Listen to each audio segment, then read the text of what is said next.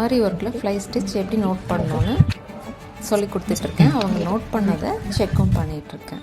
நீங்களும் இதே போல் தான் நோட் பண்ணி வைக்கணும். எங்கெங்கே ஸ்டிச் எடுக்கணும், எங்கே லாக் பண்ணணும், அப்போ தான் நல்லா ஞாபகம் இருக்கும். 22 வேண்டாம். 22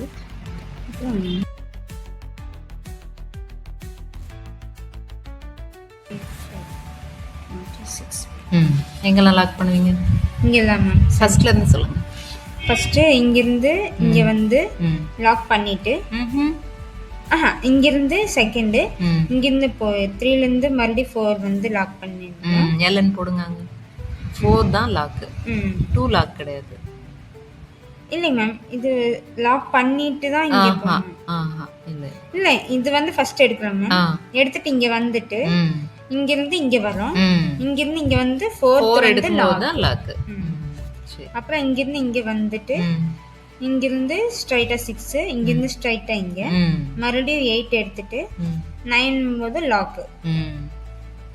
அப்புறம் இங்கிருந்து 10 11 ஸ்ட்ரைட்டா 12 எடுத்துட்டு மறுபடியும் லாக்.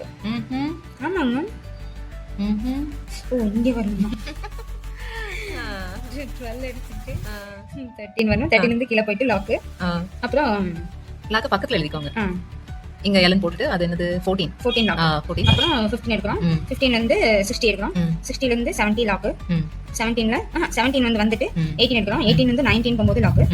அப்புறம் 19 வந்து 20 20 வந்து 21 ஸ்ட்ரைட்டா 22. அப்புறம் 22ல இருந்து 23 வரும்.